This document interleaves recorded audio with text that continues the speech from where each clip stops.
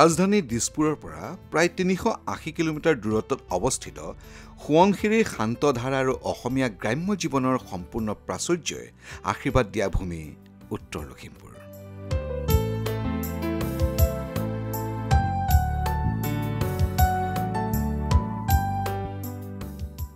সংস্কৃতি, ঐতিহ্য আৰু সাধাৰণ জীৱনক লৈ সমৃদ্ধ উত্তৰ লখিমপুৰ। লখিমপুৰ নামটো লক্ষ্মী শব্দৰ পৰা উৎপত্তি বুলি বিশ্বাস কৰা হয়। লক্ষ্মী হৈছে সমৃদ্ধিৰ দেৱী। লখিমপুৰ জিলা গেজেট অনুসাৰে তেতিয়াৰ গভৰ্ণৰ জেনেৰেলে 1839 চনৰ জুলাই মাহত জাৰি কৰা ঘোষণাৰ জৰিয়তে লখিমপুৰক জিলা হিচাপে জাননী কৰিছিল। জিলাখনে প্ৰায় 2277 বৰ্গ কিলোমিটাৰ এলেকা আৱৰি আছে। জাতি, ধৰ্ম, বৰ্ণ নিৰ্বিশেষে সকলো লোকে এক ভাতৃত্ববোধৰ এনাজৰীৰ বান্ধোনেৰে বসবাস কৰি আহিছে।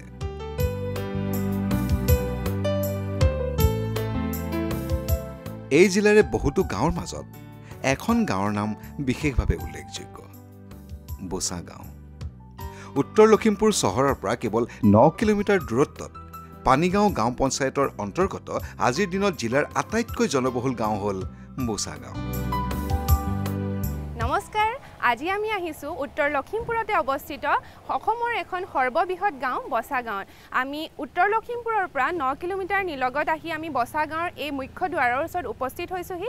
তেন্তে আহকচোন আজি একেলগে আমি উত্তৰ লখিমপুৰৰ এই বচা গাঁওখন পৰিদৰ্শন কৰোঁ।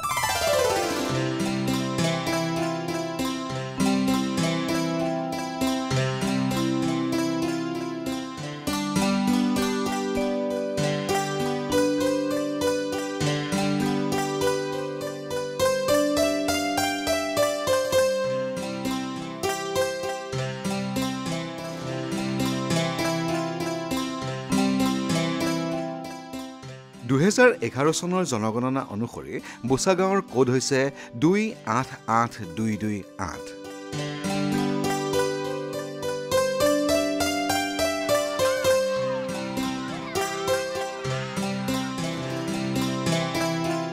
এই বচা গাঁওখন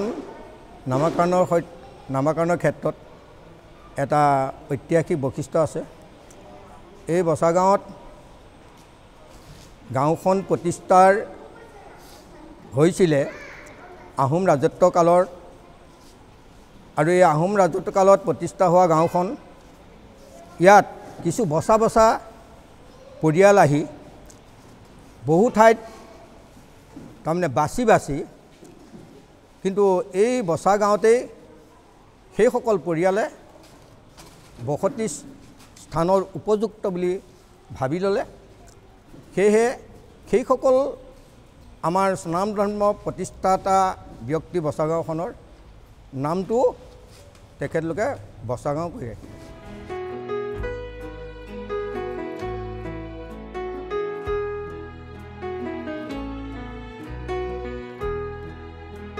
গাঁওখনৰ কিছুমান পৌৰাণিক তত্ত্বও আছে। এইখন বচা গাঁও, এই বচা গাঁও জন্মৰো, এই বচা গাঁও সৃষ্টিৰো কিছু কাহিনী জড়িত হৈ আছে। আমাৰ লখিমপুৰ যিখন কেন্দ্ৰীয় ৰঙালী বিহু যেতিয়া 50 বছৰ গৰকিছিল, তাত যিখন গ্ৰন্থ লখিমপুৰ নামেৰে উলিয়াইছিল, তাতো বচা গাঁও সম্পৰ্কত উল্লেখ কৰিছে যে এই সময়ত এই গাঁওখন প্ৰতিষ্ঠা হৈছিল। অসমৰ বিভিন্ন প্ৰান্তৰ পৰা কিছু বচা ব্যক্তি আহি এই গাঁওখন প্ৰতিষ্ঠা কৰিছিল কাৰণে বচা পথা বুলি কয়। আৰু এই গাঁওখন ঐতিহ্য আছে, যি সময়ত অসমৰ বিভিন্ন প্ৰান্তত তাণ্ডৱ সৃষ্টি কৰিছিলে। সেই সময়ত আমাৰ বচা গাঁৱে 3টা ৱাৰ্ড, আমাৰ গাঁওখন 3টা ৱাৰ্ডে গঠিত। এই 3টা ৱাৰ্ডৰে বচাপথাৰ যিটোৰ আমাৰ ৱাৰ্ড আছে, তাতে আমাৰ হাৰুৱা বুলি যিটো অঞ্চল আছে, সেই অঞ্চলটোৰ বুৰঞ্জী প্ৰসিদ্ধ এটুকুৰা স্থল। তাত এতিয়াও আমাৰ অঞ্চলতকৈ তাত বিভিন্ন ধৰণৰ তাতে ভেটি দেখা পোৱা যায়। এতিয়াও ৰাইজে আশা কৰে তাত যদি খনন কৰা হয় ৰজাদিনীয়াৰ সামগ্ৰী উদ্ধাৰ হ'ব বুলি।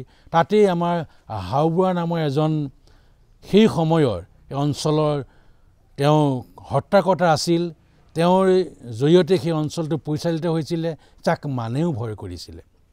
সেই সময়ত তেওঁ ৰাতিপুৱা প্ৰাতঃকৰ্ম কৰি থকাৰ সময়তে যি প্ৰবাদ অনুযায়ী মানৰ সৈন্য সামন্তই আহি তেখেতক হত্যা কৰিছিলে। আৰু এই গাঁৱত তেনেধৰণে সেই সময়ত মানুহেও অত্যাচাৰ কৰিবৰ কাৰণে সাহস কৰা নাছিল বুলি কয়।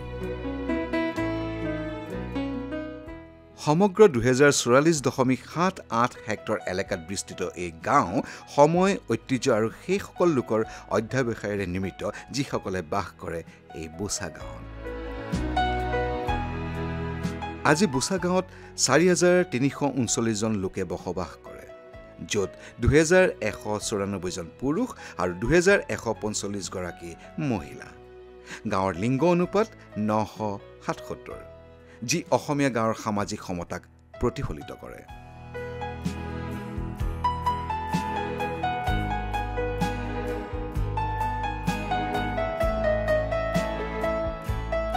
এই বচা গাঁৱৰ জনসাধাৰণ আমাৰ মৎস্য ব্যৱসায়ৰ লগত জড়িত।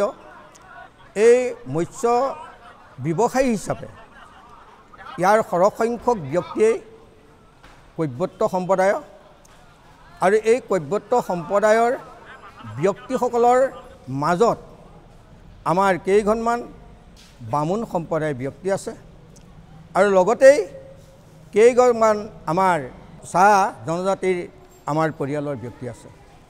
আমি তাৰে সমষ্টিয়ে আমি বচা গাঁও। আমি বচা গাঁওখনৰ প্ৰত্যেকজন ব্যক্তিয়ে আমি বহুত সমিল মিলে বসবাস কৰিছোঁ। আপোনালোকে নিশ্চয় জানে এই বচা গাঁওখন আমাৰ অসমৰ ভিতৰতে আচলতে দ্বিতীয় বৃহত্তৰ গাঁও আছিলে, কিন্তু বৰ্তমান কিন্তু অসমৰ ভিতৰতে বৃহত্তৰ গাঁও হিচাপে অসম চৰকাৰে স্বীকৃতি দিছে।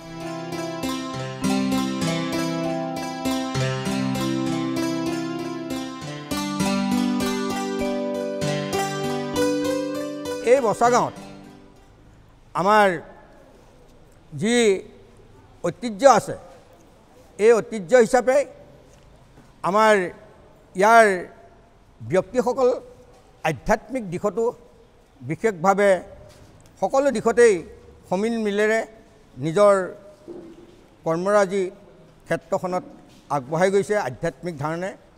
ইয়াত স্বাধীনোত্তৰ কালৰ আগতেই আমাৰ বচা গাঁও পুৰণা নামঘৰ প্ৰতিষ্ঠা হৈছিলে।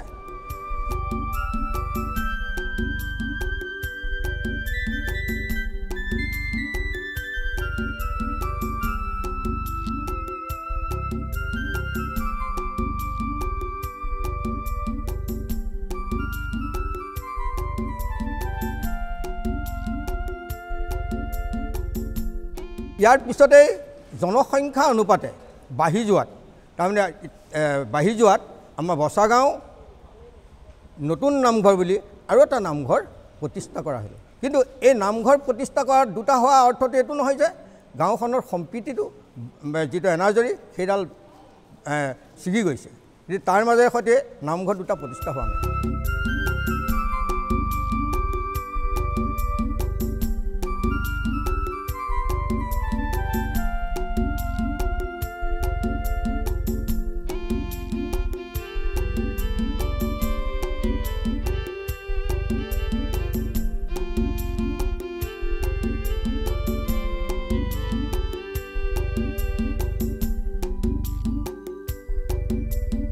আমাৰ এই বচা গাঁৱৰ জনসাধাৰণ বাঢ়ি যোৱাৰ লগতে এটা হৰিপুৰ চুবা বুলি এটা চুবা আছে, তাতো এটা নামঘৰ প্ৰতিষ্ঠা হৈছে। আৰু ইয়াতে এই গাঁৱৰ আৰু জনসাধাৰণ বাঢ়ি বাঢ়ি গৈ থকাৰ কাৰণে বচাপথাৰ নামৰ ঠাইটোত এই বছাপথাৰ নামৰ ঠাইকণতো এটা হৰি মন্দিৰ প্ৰতিষ্ঠা হ'ল। বৰ্তমান সময়ত এখন ভাগৱতী সমাজৰ আমাৰ ইলাম দাস বা পিছৰ তেখেতৰ সৃষ্টিত এখন ভাগৱতী সমাজ, এই এখন ভাগৱতী সমাজৰ মাজেৰে কিছু ব্যক্তি তাৰমানে ফালৈ কাটি যোৱাত, তাৰমানে আধ্যাত্মিক দিশটোৰ চিন্তা চৰ্চাত তাৰমানে আঁতৰি যোৱাত তেখেতলোকেও এখন ভাগৱতী সমাজৰ দুটিকৈ নামঘৰ দুটা স্থানত তাৰমানে বৰ্তমান সময়ত প্ৰতিষ্ঠা কৰিছে। কিন্তু তাকো সেই সম্প্ৰীতিৰ মাজেৰেহে এই নামঘৰ দুটা আচলতে প্ৰতিষ্ঠা কৰি ৰাখিছে। ইয়াৰ উপৰি আমি আগতে কৈছোঁ আমাৰ বামুণ সমাজখনৰ বিশেষকৈ আধ্যাত্মিক দিশত তাৰমানে তেওঁ বিষ্ণুৰ ক্ষেত্ৰতে তেখেতলোকে বিষ্ণুকেই আৰাধ্য দেৱতা হিচাপে গণ্য কৰি এটা বিষ্ণু মন্দিৰ প্ৰতিষ্ঠা কৰিছে। সেই বিষ্ণু মন্দিৰ বামুণ সমাজৰ আৰু উপাসনা স্থান যদিও, কিন্তু ইয়াত গাঁওখনৰ সকলো ব্যক্তিৰ এটা সমিল মিলৰ এটা অনুষ্ঠান।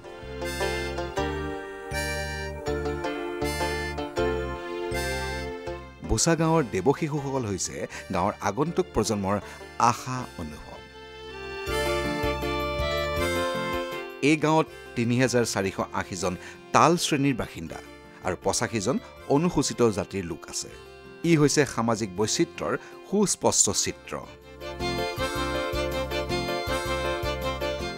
বচা গাঁওবাসী ৰাইজে সকলোৱে মিলি আমাৰ আদৰণিৰ তোৰণখন নিৰ্মাণ কৰি গাঁওখনলৈ ৰাইজক আদৰণি জনাবৰ বাবে আমি প্ৰয়াস কৰিছোঁ।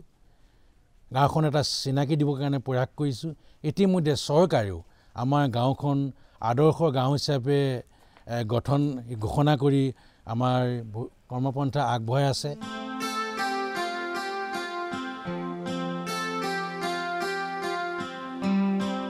বচা গাঁওখন এখন বৃহত্তৰ গাঁও। আমাৰ এই গাঁৱতে বচা গাঁৱতে 3টাকৈ ৱাৰ্ড আছে। যিহেতু পানীগাঁও গাঁও পঞ্চায়তটোৰ 10টা ৱাৰ্ডেৰে গঠিত, এই 10টা ৱাৰ্ডেৰে গঠিত পঞ্চায়তটোত 3টা ৱাৰ্ড এইখন গাঁৱতে আছে। আৰু যদি আমি নতুনকৈ যদি আমাৰ মানে পঞ্চায়তবিলাক গঠন কৰিবলগীয়া হয়, তেনেহ'লে আমি আমাৰ গাঁওখনক লৈ আৰু 2-এটা ৱাৰ্ড লৈ আমি আমাৰ পঞ্চায়ত আমি ইয়াতে গঠন কৰিব পৰা যায়। যিহেতু আমাৰ এটা ৱাৰ্ডত প্ৰায় 6 নম্বৰ ৱাৰ্ডটোত প্ৰায় ভোটাৰ সংখ্যা আমাৰ প্ৰায় 2400 আছে, আৰু এটাত আছে যিটো 5 নম্বৰ ৱাৰ্ডত প্ৰায় 2000 আছে, আৰু এটা ৱাৰ্ডত আমাৰ প্ৰায় 900 মান আমাৰ ভোট আছে, যিটো আমাৰ 4 নম্বৰ ৱাৰ্ড। গতিকে আমাৰ যিহেতু এটা পঞ্চায়ত হ'বলৈ প্ৰায় 7-8 হাজাৰ হ'লে এটা পঞ্চায়ত গঠন কৰিব পৰা যায়। আমাৰ যদি নতুনকৈ যদি তেনেধৰণে ব্যৱস্থা হয়, আমাৰ গাঁওখনৰ লগত লৈ আৰু 2-এটা ৱাৰ্ড সংযোগ কৰিলে আমাৰ এটি পঞ্চায়ত গঠন কৰিব পৰা যাব। 880খন ঘৰলৈ গঠিত বোচা গাঁও, যাৰ প্ৰতিখন চোতালত আছে নিজা কাহিনী, পৰিচয়, সম্প্ৰীতি আৰু হাতত হাত ধৰি একেলগে আগবাঢ়ি যোৱাৰ কাহিনী। গাঁৱৰ ভূমিতে ধ্বনিত হয় প্ৰাণৰ ছন্দ। 2044.78 হেক্টৰৰ ভিতৰত 163.47 হেক্টৰ কৃষিক্ষেত্ৰ, যিটো সম্পূৰ্ণভাৱে অসিঞ্চিত। এই গাঁৱৰ বাবে বৰষুণ কেৱল ঋতু নহয়, ই জীৱন শক্তি। ধান আৰু মাকৈ এই গাঁৱৰ মুখ্য কৃষিজ উৎপাদন।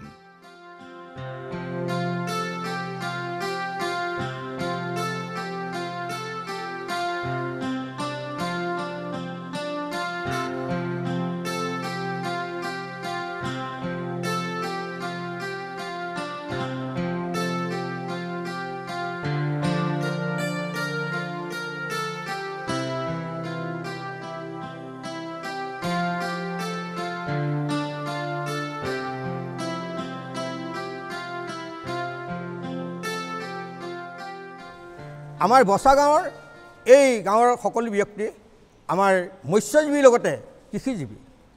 কাৰণ কৃষিৰ এখন বহল পথাৰ আছে। এই বহল বৃহত্তৰ গাঁওখনত কেইবাখনো ৰাজগাঁও আছে। 5খন ৰাজগাঁও সমষ্টিহে বচা গাঁও।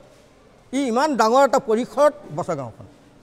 প্ৰথমে বচা গাঁও, এটা ৰাজগাঁও, বছাপথাৰ ৰাজগাঁও 2 নম্বৰ বছাপথাৰ ৰাজগাঁও হাতীয়ামৰা ৰাজগাঁও হাওবৰা ফলাখোৱা ৰাজগাঁও নহয় মানে ৰাজ এটা এলেকা গতিকে এই 5টা ৰাজ এলেকা গোট খাই এই বৃহত্ত বছাগাঁওখন আৰু ইয়াতে ব্যক্তিসকলে যি ইয়াৰ পথাৰ যিবিলাক তাৰমানে আমাৰ খেতিপথাৰ আছে এই খেতিপথাৰত তাৰমানে খেতিপথাৰ কৰে সুন্দৰভাৱে কৃষিজীৱী পদ্ধতিয়ে কিন্তু এই কৃষিজীৱী পদ্ধতিত কিন্তু বৰ্তমান কৃত্ৰিম সাৰ প্ৰয়োগ বৰ্তমানে কৰা হয় আমাৰ কৃত্ৰিম সাৰ অবিহনে সোৱণশিৰি নদীখন আমাৰ ওচৰতে আছে সোৱণশিৰি নদীৰ যি বাঢ়নীৰ পানী এই পানী পলসেৰে আমাৰ গোটেই আমাৰ পথাৰসমূহ আমাৰ জীপাল কৰি ৰাখে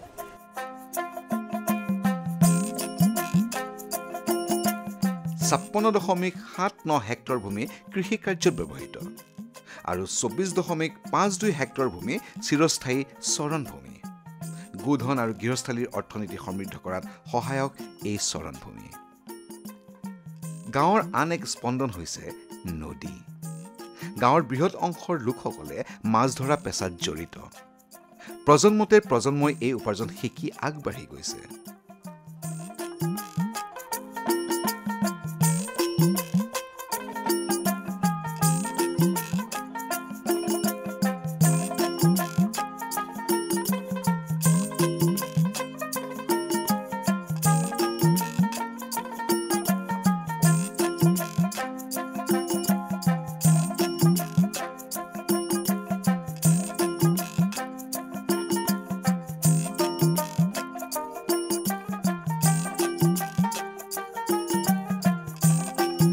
ইয়াতে মৎস্য ওপৰত সেইকাৰণে নিৰ্ভৰশীল হ'ল ওচৰতে আমাৰ কেইবাখনো মীনমহল আছে এই মীনমহলৰ ওচৰতে সেই মীনমহলতে তাৰমানে মাছ জীৱিকাৰ তাৰমানে উৎপাদন হিচাপে তাত তাৰমানে মাছ ধৰে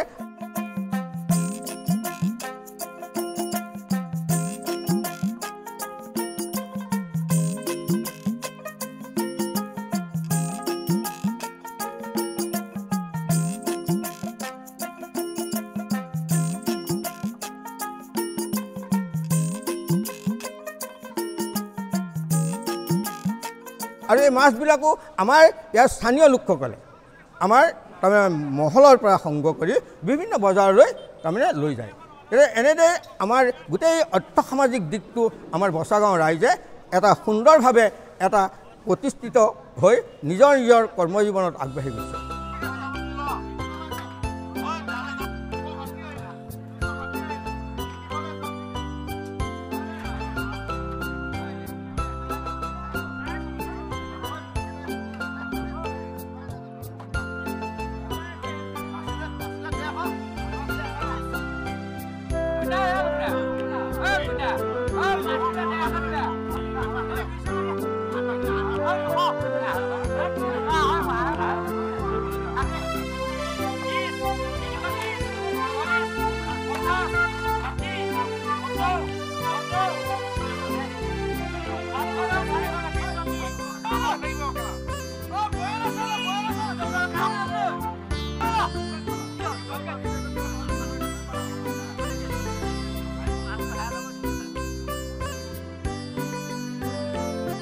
আমি এই গাঁওখনত থাকি এটাই ভাল পাওঁ গাঁওখনত যিমানেই বৈচিত্ৰ্যময় পৰিৱেশ নাথাকক কিয় বছাগাঁওখনে কিন্তু একতাৰ দোলটো যি একতাৰ দোল এই একতাৰ দোলটো আমাৰ মাজত অতিশয় আমাৰ কাৰণে এটা গৌৰৱৰ বিষয় আমি দেখিছোঁ যে আমাৰ মাজত কথাৰ মতবিৰোধ থাকিব পাৰে কিন্তু সামাজিক ক্ষেত্ৰত গাঁওখনৰ যি একতা ই আনৰ বাবে আজিৰ তাৰিখত এক উল্লেখযোগ্য আৰু আদৰণীয় পদক্ষেপ বুলি আমি নিজকে কেতিয়াবা গৌৰৱবোধ কৰোঁ আমি দেখিছোঁ যে বিভিন্ন ঠাইত যিবোৰ কাৰ্যকলাপ হয় আমি গাঁওখনত কিন্তু এই কাৰ্যকলাপবোৰ আমি দেখা নাপাওঁ আমি মানে এটাই দেখা পাওঁ গাঁওখনত শান্তি সম্প্ৰীতি আমি কেনেকৈ বজাই ৰাখিব পাৰোঁ যিমানে কথা অমিল হওক লাগিলে গাঁওখনৰ শান্তি সম্প্ৰীতিটো আমাৰ কাৰণে আজিৰ তাৰিখত কিন্তু আটাইতকৈ ডাঙৰ কথা গ্ৰাম্য সম্ভাৱনাৰ হেতু হৈছে যোগাযোগ বুছাগাঁও উত্তৰ লখিমপুৰৰ সৈতে ভালদৰে সংযুক্ত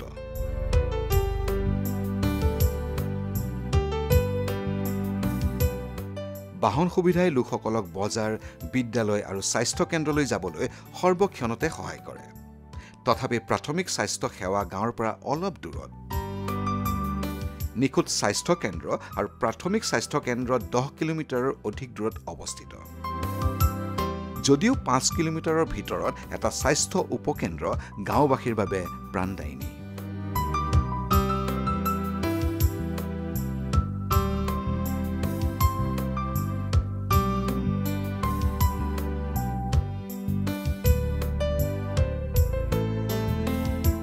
লগতে এটি গ্ৰামীণ বিকাশ বেংকে অৰ্থনীতিৰ ক্ষেত্ৰত সহায়ৰ হাত আগবঢ়াইছে।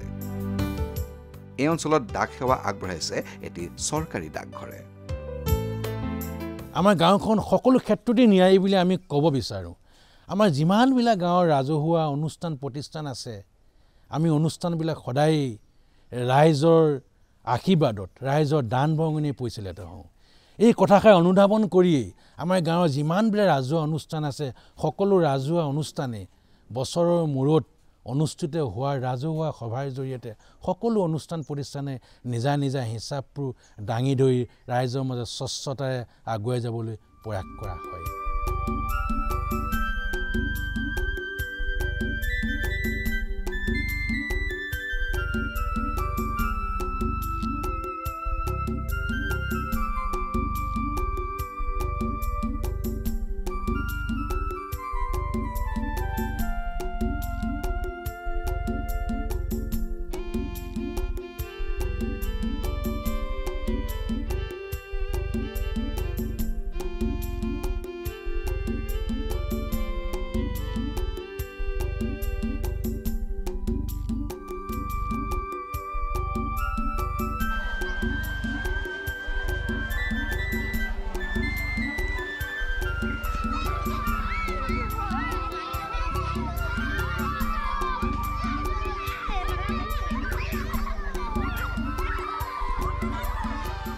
শিক্ষাই বোচা গাঁৱৰ সুদৃঢ় বিকাশৰ মূল আধাৰ।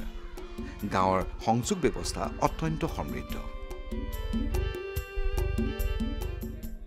6খন চৰকাৰী প্ৰি প্ৰাইমেৰী স্কুল, 1খন ব্যক্তিগত প্ৰি প্ৰাইমেৰী স্কুল, 3খন চৰকাৰী প্ৰাইমেৰী স্কুল, 1খন ব্যক্তিগত প্ৰাইমেৰী স্কুল, 3খন চৰকাৰী মাধ্যমিক বিদ্যালয়, 2খন ব্যক্তিগত মাধ্যমিক বিদ্যালয়, 1খন চৰকাৰী মাধ্যমিক বিদ্যালয় আৰু 1খন ব্যক্তিগত মাধ্যমিক বিদ্যালয়। গাঁওখন আমাৰ বিভিন্ন অনুষ্ঠান প্ৰতিষ্ঠান আছে, আপোনালোকে দেখিছে, গাঁৱলৈ আহিছে। আমাৰ গাঁৱৰ সামৰিক কেন্দ্ৰৰ উপৰিও বিদ্যালয়, উচ্চতৰ মাধ্যমিক, হায়াৰ ছেকেণ্ডেৰী স্কুল, নামঘৰ, এনেদৰে আমাৰ প্ৰায় 18টা অনুষ্ঠানে গাঁওখন ভৰপূৰ।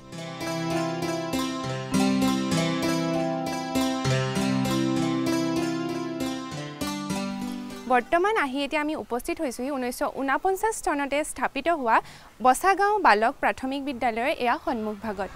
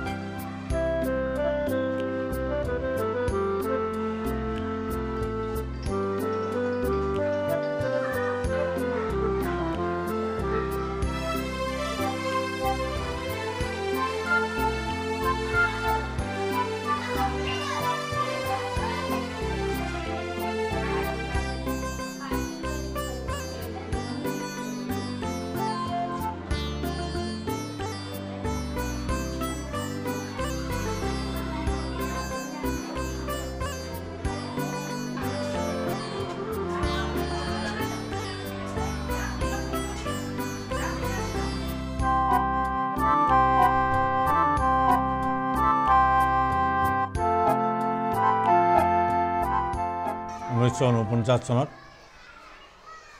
স্থাপিত হৈছিলে। 2023 চনত PMC হৈছে। বৰ্তমান বিদ্যালয়ত আন্তঃগাঁথনিৰ পৰা আদি কৰি সকলোখিনি চেণ্ট্ৰেল স্কিমৰ অনুযায়ী আহি আছে।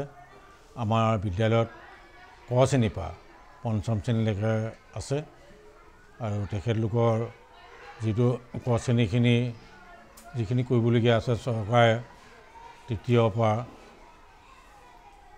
ক শ্ৰেণীটো তৃতীয় শ্ৰেণীলৈকে সেইখিনি আমাৰ বাল বাটিকা ধৰা আৰু 4, 5 এইখিনি আমাৰ আপাৰ LP যিটো আপাৰ প্ৰাইমেৰী তাত ধৰা হয়। সেই হিচাপে আমাৰ 6টা ক্লাছ আছে। সেই 6টা ক্লাছে আমি সকলোৱে ঠিকমতে কৰি আছোঁ। তাৰপিছত আমি যিমান পাৰোঁ আমি স্কুলখন আগবঢ়াই নিবলৈ প্ৰচেষ্টা হাতত লৈ আছোঁ। প্ৰত্যেক শিক্ষকৰ আমি যিটো নতুন NEP 2020 যিটো মডেল, সেই মডেলত আমি নিবলৈ চেষ্টা চলাই আছোঁ। বৰ্তমান আমাৰ 166 আছে।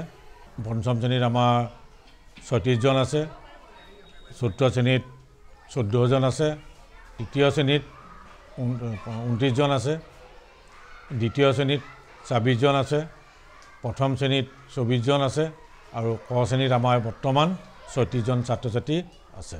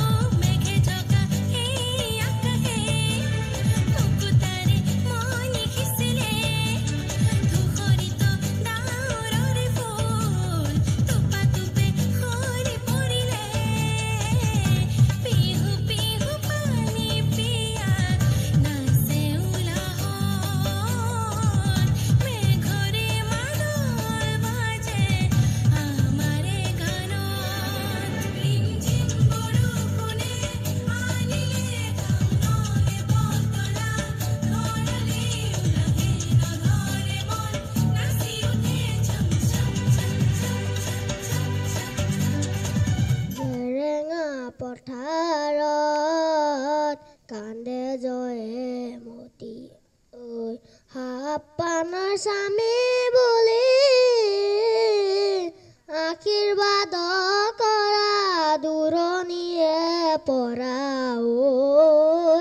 ৰৌ চৰণৰে ধূলি এ হৰিয়ে দুষ্টৰ ৰাজাই চাউদাঙৰ কৰ গাই জয়মতীক মাতি আনিলা বেতেৰে কোবাইলা তপতেল ঢালিলা শিমলু গছে বান্ধিলা শিমলু গছে বান্ধিলা এ হৰিয়ে দুষ্টৰ আমাৰ বচা গাঁৱত আমাৰ দুখন প্ৰথমেই প্ৰাথমিক বিদ্যালয় আছে। এই প্ৰাথমিক বিদ্যালয় দুখন, এখন বচা গাঁও বালিকা প্ৰাথমিক বিদ্যালয়, এখন বালক প্ৰাথমিক বিদ্যালয়। এইখনো স্বাধীনতাৰ কালৰ আগতেই তাৰমানে প্ৰতিষ্ঠা কৰা। ইয়াৰ পৰা বহু ব্যক্তি আচলতে আমাৰ শিক্ষা গ্ৰহণ কৰি আমাৰ উচ্চ পৰ্যায়ত বহুত তাৰমানে দায়িত্বত তাৰমানে তেখেতলোকে কৰ্মজীৱনৰ শেষ কৰি ইতিমধ্যে অৱসৰ লৈছে আৰু কিছুমান ব্যক্তি আমাৰ মাজৰ পৰা হেৰাই গৈছে। তেনে ব্যক্তি আমাৰ ভালেমান আছে। তেনেকৈ আমাৰ শিক্ষক সমাজৰ ব্যক্তিসকলে বিশেষকৈ শিক্ষা জগতত বিশেষভাৱে ইয়াতে এই দুখন বিদ্যালয়তে অধ্যয়ন কৰি কিন্তু তেওঁলোকে তাৰমানে উচ্চ পৰ্যায়তো তাৰমানে পাঠদান দিবৰ কাৰণে সক্ষম হৈছিলে। আৰু ইয়াৰ ভালেমান শিক্ষকেই আমাৰ ৰাষ্ট্ৰ পৰ্যায়ত তাৰমানে কৃতি শিক্ষক হিচাপেও তাৰমানে সন্মান বুটলি গাঁওখনলৈ সন্মান বুটলি আনিবলৈ সক্ষম হৈছে।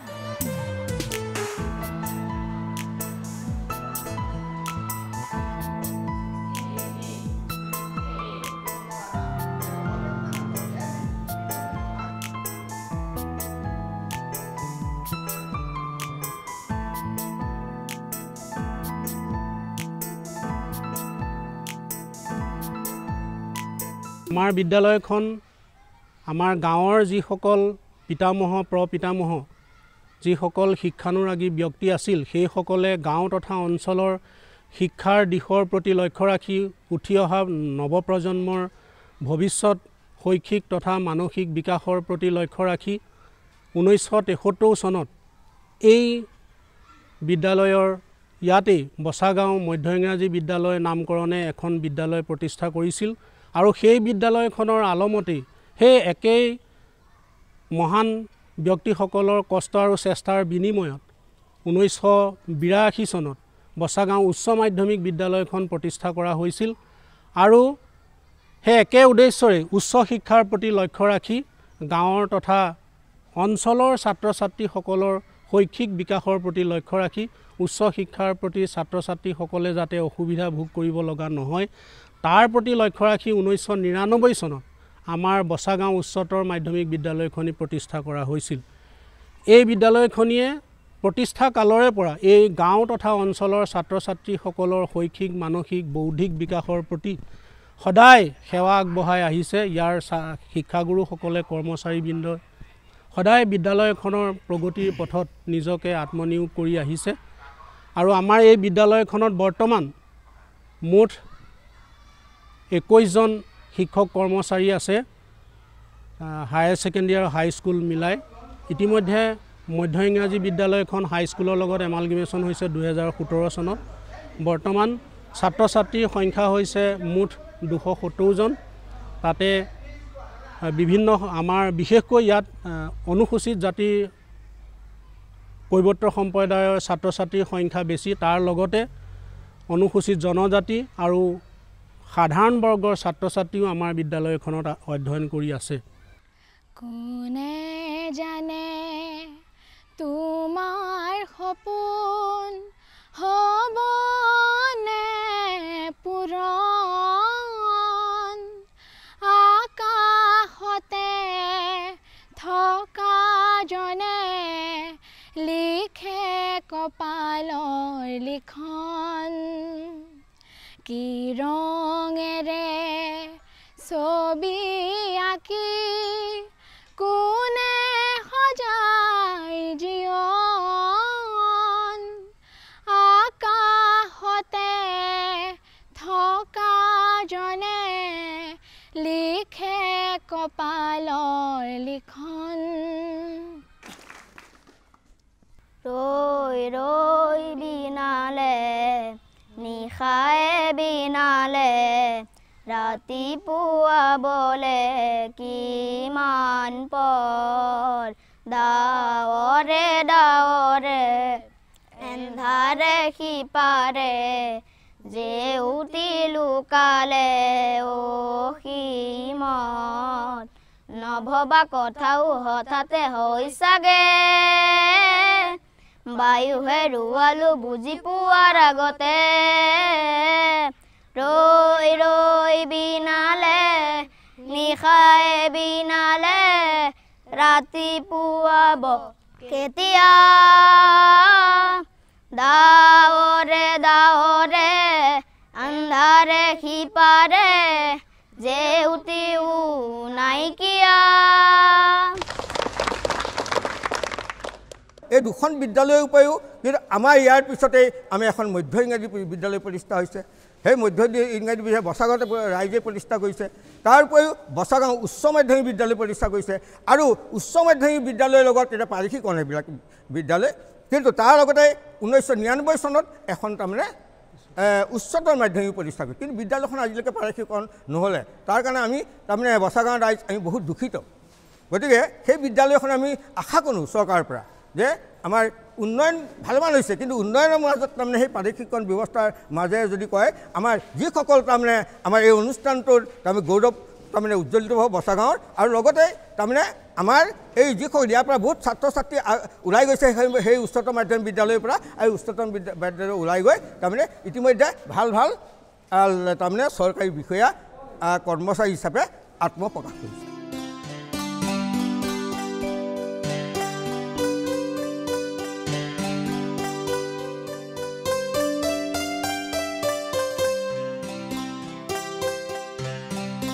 এই গাঁৱতেই আপোনালোকে আদৰ্শ চিকিৎসালয় আছে, বেংক আছে, উচ্চতৰ মাধ্যমিক বিদ্যালয় আছে, উচ্চতৰ মাধ্যমিক বিদ্যালয় আছে, 4-5খনকৈ ইয়াত LP স্কুল আছে, শংকৰদেৱ শিশু বিজ্ঞান নিকেতনৰ নিচিনা এটা প্ৰতিষ্ঠান আছে, আপোনাৰ এইবিলাক আমাৰ কলা কৃষ্টি কেন্দ্ৰ আছে, আৰু আপোনালোকে যে আমাৰ নামঘৰৰ যিটো পৰিৱেশ, গোটেইকেইটা নামঘৰৰ যিটো পৰিৱেশ, এটা মনোমোহা পৰিৱেশ, য'ৰ পৰা আধ্যাত্মিকতাৰ সৃষ্টি হয়, য'ৰ পৰা আমি গাঁওখনক পৰিচালনা কৰাৰ বাবে বছাগাঁৱৰ যুৱ প্ৰজন্মই শক্তি পায়।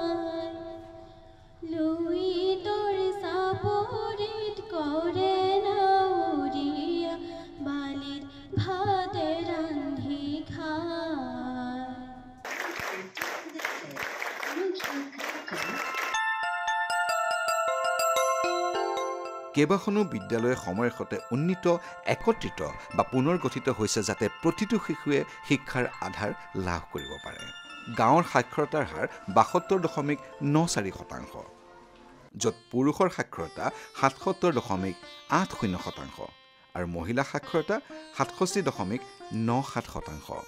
যদিও গাঁওখনত কোনো ডিগ্ৰী মহাবিদ্যালয় নাই তথাপিও পানীগাঁৱৰ ব্যক্তিগত আৰ্টছ এণ্ড ছায়েন্স কলেজ মাত্ৰ ৫ কিলোমিটাৰ ভিতৰতে অৱস্থিত। আমাৰ যিহেতু বৰ্তমান আমাৰ বিভিন্ন স্কিমবিলাক আমাৰ আৰু লোৱা হৈছে গাঁও ডেভেলপমেণ্টৰ কাৰণে সেইটো MGNREGAৰ হওক বৰ্তমান 50 ফাইনেন্স চলি আছে 50 ফাইনেন্সৰ হওক আমি কিছু আমাৰ গোটেই এৰিয়াটোৰ কাৰণে যেহেতু আমি পানীগাঁও গোটেই গাঁও পঞ্চায়তটোক আমি ৰিপ্ৰেজেণ্টেটিভ কৰি আঞ্চলিক পঞ্চায়তৰ সদস্য হৈছোঁ আমি তাৰ কাৰণে ডেভেলপমেণ্টৰ কাৰণে আমি কিছু প্ৰজেক্ট আমি লোৱা হৈছে। বোচাগাঁৱৰ জীৱন কেৱল উপাৰ্জন বা কৰ্মতে সীমাবদ্ধ নহয়। আনন্দ উল্লাস উৎসৱ প্ৰাৱণ আৰু একত্ৰতা বোচাগাঁৱৰ জনজীৱনৰ প্ৰতীক। গাঁৱৰ সাংস্কৃতিক পৰিচয় গঠনত মুখ্য ভূমিকা পালন কৰিছে বোচাগাঁও জ্ঞানোদয় সামূহিক কেন্দ্ৰই। অলাভজনক এই প্ৰতিষ্ঠানে বহু প্ৰজন্ম ধৰি গাঁৱৰ বছৰীয়াভাৱে সাহিত্যিক সাংস্কৃতিক বিহু আদিৰ অনুষ্ঠান আয়োজনেৰে সমাজক জড়িত কৰি ৰাখিছে। বৰ্তমান আমি এতিয়া উপস্থিত হৈছোহি বচাগাঁৱৰে মূল চালিকা শক্তি ভাগৰ ভিতৰত সেয়া হৈছে আমাৰ অঞ্চলটোক একত্ৰিত কৰি ৰখা জ্ঞানোদয় সামূহিক কেন্দ্ৰ আৰু লগতে পূৰ্ণাংগ এটা পুথিভঁৰালৰ ভিতৰত।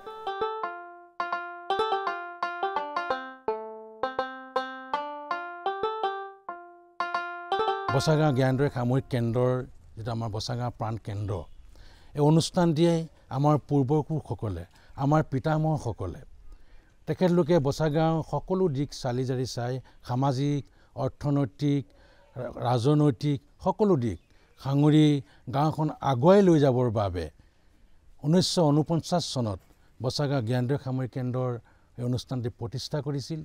প্ৰতিষ্ঠা কালৰ পৰাই এই অনুষ্ঠানটিয়ে শ্ৰী শ্ৰী কৃষ্ণৰ ৰাসলীলাও উদযাপন কৰি আহিছে। আমাৰ ৰাসলীলাও এইবাৰ ৭৫ বছৰ গৰকিলে আৰু এই অনুষ্ঠানটো এইবাৰ আমি আপোনালোকক কৈ সুখী হ'ম। মহাৰাজৰ জয়ন্তী আমি অনুষ্ঠান ৰূপায়ণ কৰি অনুষ্ঠিত কৰি আহিছোঁ। এই আমি মহাৰাজৰ জয়ন্তী অহা 25, 26, 27 ডিচেম্বৰ 25ত সামৰণি অনুষ্ঠানটি অনুষ্ঠিত হ'ব। এই অনুষ্ঠানটো 1949 চনতে প্ৰতিষ্ঠা কৰা হৈছিলে। আজি এইটো মহাৰাজৰ জয়ন্তী বৰ্ষলৈ আজি হৈ আছে এবছৰীয়া কাৰ্যক্ৰমত আৰু এই কাৰ্যক্ৰমৰ লগত জড়িত হৈ আমি বৰ্তমান আমাৰ সুধাকান্ত ভাৰতৰত্ন ভূপেন হাজৰিকাদেৱৰ যি শতবৰ্ষজোৰা তেওঁৰ জন্মদিন আমি এই জন্মদিন বিভিন্ন কাৰ্যসূচীৰ লগতে আমি উদযাপন কৰি আহিছোঁ। লগতে আমাৰ মাজৰ পৰা হিয়াৰ আমঠু যোৱা 19 তাৰিখে আমাৰ মাজৰ পৰা হেৰাই গ'ল বিদেশত। তেখেতেও হিয়াৰ আমঠু জুবিন গাৰ্গকো আমি এই মৃত্যুৰ পৰা আমি এই অনুষ্ঠানতে বিভিন্ন ধৰণৰ আমি কাৰ্যসূচী গ্ৰহণ কৰি তেখেতলোকক আমি শ্ৰদ্ধা জ্ঞাপন কৰি আছোঁ। এই সংঘই আমাক সকলোকে একতাৰ দোলেৰে বান্ধি অকল আমাকেই নহয় গোটেই অঞ্চলটোকে একতাৰ দোলেৰে বান্ধি ৰাখিছে। বচাগাঁও জ্ঞানোদয় সামূহিক কেন্দ্ৰই পৰ্যায়ক্ৰমে গাঁওখনৰ সকলো দিশতেই আগুৱাই লৈ যাবলৈ প্ৰয়াস কৰি পৰ্যায়ক্ৰমে মহিলাসকলৰ কাৰণে বচাগাঁও জ্ঞানোদয় মহিলা সমিতি গঠন কৰিলে 1965 চনত। বচাগাঁৱৰ শিশুসকলৰ সৰ্বাংগী উন্নতিৰ বাবে 1963 চনত বচাগাঁও জ্ঞানোদয় সামূহিক কেন্দ্ৰই ভাতৃ সংগঠন জ্ঞানদীপ্তি মইনা প্ৰজেক্ট গঠন কৰিছে আৰু 1980 চনত সকলো যুৱক যুৱতীক আগুৱাই লৈ যাবৰ বাবে জ্ঞানোদয় যুৱ ছাত্ৰ পৰিষদ নামৰ এটি অনুষ্ঠান গঠন কৰি তিনিটা ভাতৃ ভগ্নী সংগঠনৰ লগত লৈ জ্ঞানোদয় সামূহিক কেন্দ্ৰই এই 4টা অনুষ্ঠান একেলগে গাঁওখনৰ হৈ কাম কাজ কৰি লৈ যোৱা হয়। আমাৰ এই জ্ঞানদীপ্তি মইনা পাৰিজাতটোৰ 1963 আমাৰ অগ্ৰজসকলে বহুত চিন্তা চৰ্চা কৰি প্ৰতিষ্ঠা কৰিছিল। যিহেতু আমাৰ এই মইনা পাৰিজাতটোৰ মূল লক্ষ্য আৰু উদ্দেশ্যই হৈছে আমি আমাৰ মইনাসকলক যিসকল শিশু সেই শিশুসকলক আমি শাৰীৰিক হওক মানসিক হওক আধ্যাত্মিক হওক যিকোনো ক্ষেত্ৰত আমি আগুৱাই নিয়াত আমি বিশেষ গুৰুত্বপূৰ্ণ ভূমিকা লওঁ। আমাৰ মইনা পাৰিজাত আমি বিভিন্ন অনুষ্ঠান আমি ইয়াত মইনা পাৰিজাতৰ জৰিয়তে আমি পাতোঁ। বছাগাঁও জ্ঞানদীপ্তি মইনা পাৰিজাতটি প্ৰতি দেওবাৰে ইয়াত অনুষ্ঠিত কৰা হয় আৰু এই মইনা পাৰিজাতৰ জৰিয়তে জিলা ভিত্তিত অসম ভিত্তিত আমাৰ মইনাসকলে কিছু সন্মান অৰ্জন কৰিবলৈ সক্ষম হৈছে। এক দীঘল পথ পৰিক্ৰম কৰি সংগঠনটোৱে গৰ্বৰে ৭৫ বছৰৰ যাত্ৰা সফল কৰিছে।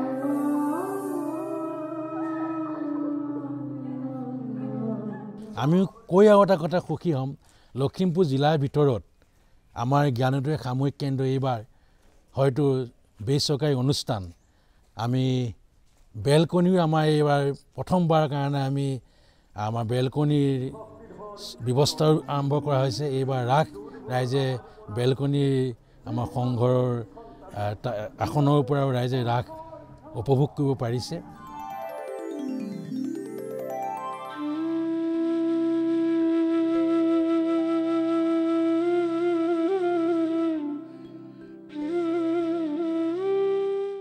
প্ৰতিটো পুৱাই নতুন ৰং লয়, প্ৰতিটো ধান কটাত নতুন আশা সঞ্চাৰ হয়।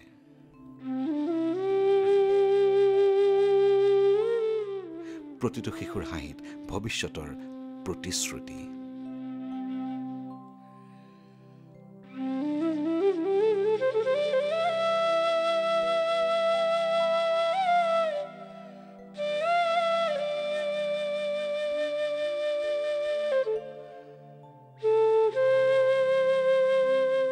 বহুত এটা বহল পৰিসৰ গাঁও, কিন্তু প্ৰাকৃতিক এটা সৌন্দৰ্য আছে।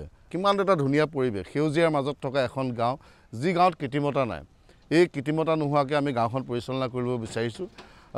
হয়তো আমাৰ কেতিয়াবা ভুল হৈছে যুৱ প্ৰজন্মই, কাৰণ আমাক সকলো ক্ষেত্ৰতে আগুৱাই লৈ গৈছে। অগ্ৰজসকলে আমাক পৰামৰ্শ দি গাঁওখনক আগুৱাই লৈ গৈছে। গাঁওখনৰ বছাগাঁওখনৰ সম্প্ৰীতি এইটোৱে যে গাঁওখনক আগবঢ়ি সামৰি ৰাখিব পৰা গোটেই শক্তি সমলখিনি ইয়াত আছে। এই গাঁৱৰ পৰা বৈজ্ঞানিক হৈছে, এই গাঁৱৰ পৰা উচ্চ শিক্ষাৰ বাবে আজি তাৰিখতো ছাত্ৰ ছাত্ৰী গৈ বিদেশত অধ্যয়ন কৰি আছে। এই গাঁৱৰ পৰাই বিদেশত কৰ্মৰত অৱস্থাত আছে। এই গাঁৱৰ পৰাই বিভিন্ন বিভাগৰ মুখ্য অভিযন্তাৰ দৰে, বিভিন্ন বিভাগৰ মুখ্য সচিবৰ পদৰ দৰে পদ অলংকৃত কৰা ব্যক্তি আছে। উন্নত যোগাযোগ, শিক্ষাৰ বিস্তৃত আৰু সামাজিক সংগঠনৰ দায়বদ্ধতাই বোচা গাঁৱক দ্ৰুত গতিত আগবঢ়াই নিছে।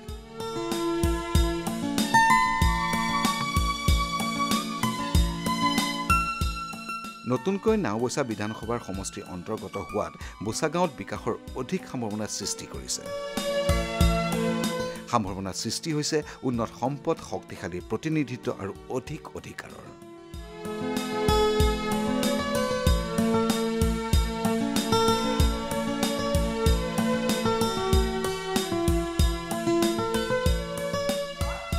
গাঁওবাসীৰ আশা উন্নত শিক্ষা ব্যৱস্থা, উন্নত চিকিৎসা ব্যৱস্থা, উপাৰ্জনৰ নতুন পথ।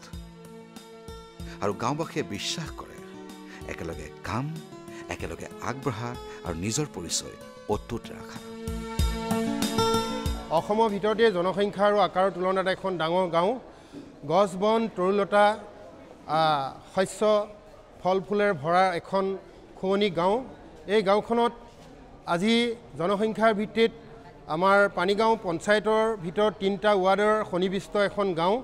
এই গাঁৱতে মহিলাসকলৰ যি সবলীকৰণৰ ক্ষেত্ৰত আমাৰ গাঁৱৰে এগৰাকী স্বনামধন্য মহিলা গাঁৱলৈ বিয়া হৈ আহি প্ৰথমতেই তেওঁ শিক্ষকতাৰ জীৱন আৰম্ভণি কৰি সেইগৰাকী ব্যক্তি আজিও জীৱিত হৈ আছে, শ্ৰদ্ধাৰ শ্ৰীযুত ক্ষীয়দা ৰাজখোৱা বাইদেউ।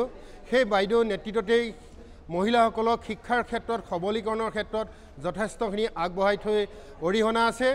আজি প্ৰজন্ম যুৱ প্ৰজন্ম সেই তাৰিখৰ পৰা মহিলাসকল বিভিন্ন শিতানত সামাজিক ক্ষেত্ৰত 1961 চনতেই মহিলা সমিতি এই অনুষ্ঠানতে গঠন কৰি মহিলাসকলক শিপিনীৰ ক্ষেত্ৰত আগবঢ়াই নিছিল, সমাজ কল্যাণৰ দিশত আগবঢ়াই নিছিল আৰু ছেগ্ৰিকালচাৰ দিশত আগবঢ়াই নিছিল। বহু ব্যক্তিক পাট সূতা আৰু মুগা সূতা বোৱাত প্ৰশিক্ষণ দিয়াৰ ব্যৱস্থা কৰিছিল।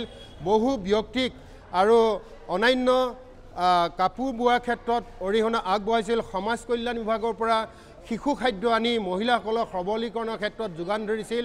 ক্ষীয়দা ৰাজখোৱা, শ্ৰদ্ধাৰ স্বৰ্গীয় স্বৰ্ণলতা দেৱী বাইদেউ প্ৰমুখ্যে বহু মহিলাৰ সহযোগিতা আগবঢ়াইছিল। সেই সময়ত কদমী আইতাৰ নেতৃত্বত সেই আমাৰ ক্ষীয়দা ৰাজখোৱা বাইদেৱে মহিলাসকলক বিভিন্ন দিশত আগবঢ়াই নিছিল। সেই ক্ষেত্ৰত মহিলাসকল বহু ক্ষেত্ৰত আগবাঢ়িছিল। আজি যুৱ প্ৰজন্মৰ ক্ষেত্ৰত আমাৰ গাঁৱৰে বহু কেইগৰাকী যুৱতীয়ে অসমৰ ভিতৰত স্বনামধন্য আমাৰ যিখন আগশাৰী শিক্ষানুষ্ঠান কটন মহাবিদ্যালয়তো পঢ়িবলৈ স্থান পাই তাত স্নাতক ডিগ্ৰী লাভ কৰি আহিছে। ইয়াৰ পৰা গৈ সুদূৰ গোলাঘাট বালিকা মহাবিদ্যালয়তো বৰ্তমান শিক্ষয়িত্ৰী কৰি আছে। সেইকাৰণে মহিলাসকলৰ সবলীকৰণৰ ক্ষেত্ৰত আমি বাইদেউৰ নাম পোনছাতেই ল'ব লাগিব। বচা গাঁও য'ত ঐতিহ্যই শ্বাস লয়, ভূমিয়ে পেট ভৰায় আৰু সমাজে প্ৰতিটো হৃদয়ক একত্ৰিত কৰে। অতীত আৰু বৰ্তমানৰ মিলন অসমীয়া গ্ৰাম্য জীৱনৰ এক জীৱন্ত প্ৰমাণ। শান্ত, সহিষ্ণু আৰু জীৱন্ত এই বচা গাঁও। দৰ্শকবৃন্দ, আজি আমি আহি উপস্থিত হলোহি বচা গাঁৱৰে একেবাৰে শেষৰটো পৰ্যায়ত, য'ত এই বচা গাঁওখনৰ এই ৰাস্তাটোৱে এটা ধুনীয়া পৰিৱেশৰ গঢ়ি তুলিছে, য'ত 4.5 কিলোমিটাৰ এৰিয়া আৱৰি এই গাঁওখনে প্ৰমাণ কৰিছে এটা চহা চৰিত্ৰক, য'ত অৰ্থনৈতিকভাৱে হওক বা শৈক্ষিক দিশতেই হওক বা সাংস্কৃতিক দিশতেই হওক এই গাঁওখন বহুত আগৰণুৱা। আশা কৰোঁ আকৌ এখন ধুনীয়া গাঁৱৰ সৈতে আপোনালোকক লগ পোৱাৰ প্ৰতিশ্ৰুতিৰে মই স্বাতি বৰুৱাই আজিলৈ বিদায় মাগিছোঁ।